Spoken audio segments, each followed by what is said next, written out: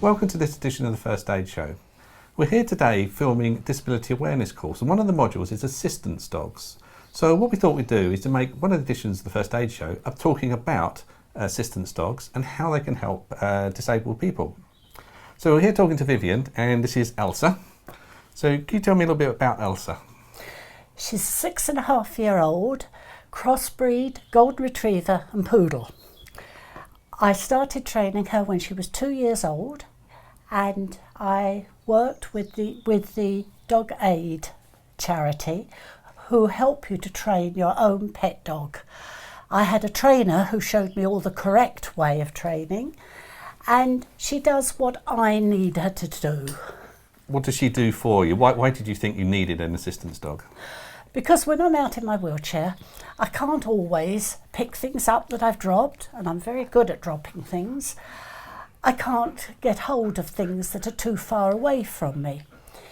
I use a grabber stick, but it's not always within my reach, and she can go and get it for me. She also gives me a lot of confidence.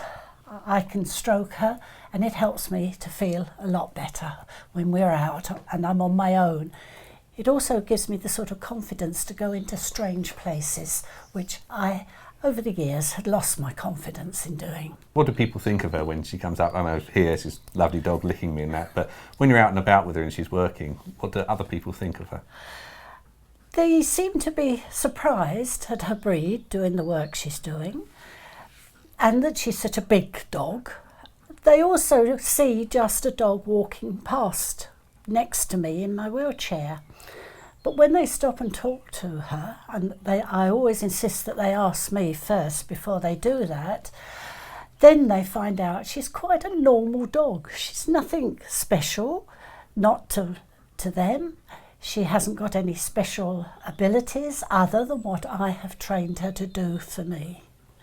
So unlike other with guide dogs and that, where they bring the dog into your home, she was your pet first. Yes. So yes. For how many years was that? That was for 2 years, and she still is my pet dog. Yeah. She's mine. She'll always will be. She's not, doesn't belong to anybody else. She's mine. Yeah. You have to take her out and about quite a lot, obviously out in the car and things. So, but she comes with you everywhere. You're not leaving her locked up in the car or anything like that. Obviously not. No. As a trained assistance dog, she's allowed to come everywhere with me. Restaurants, hotels, churches. She's been in them all. We've tried all sorts of circumstances. We've taken her into all sorts of large and small buildings, and she is by law allowed to do these things. And she enjoys it. She enjoys company. She enjoys meeting people. She loves children. So it's all in her favour, and it's all a great help for me. So the charity Dog Aid, what does the AID part stand for? Assistance in Disability. And tell me a little bit about the charity itself.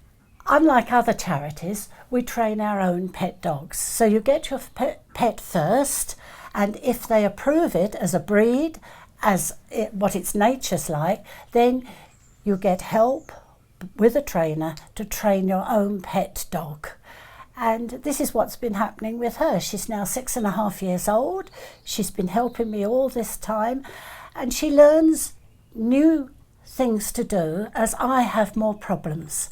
So recently she's learnt to put the footrest down on my chair because I just can't do it anymore. So that's a new thing she's just learned. And as I see things I need, I teach her to do them. So what sort of things can she do around the house? The obvious one that everybody asks me about is the washing machine. She loves to put her head in there and pull the things out and give them to me. Because of the way she's trained, she gets a click and a treat for all the things she does correct.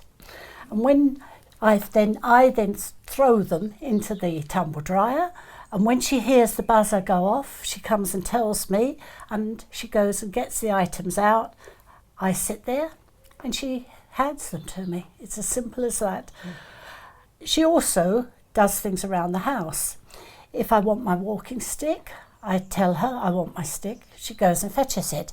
There are some things I would never let her pick up, things like scissors and knives. So I have to have something to do that and not let her touch them.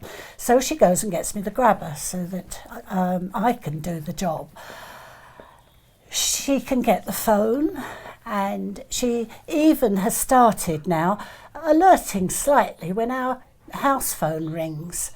She knows that that bell means that I have got to get up, so she's all ready to see if I need any help. She can help me undress my lower half. She takes my trousers off, my tights off. She's never yet laddered anything. She's very, very gentle. For all her size and awkwardness, she's a very gentle dog. She can also go and fetch my pyjamas from under the pillow, so I don't have to go and get those.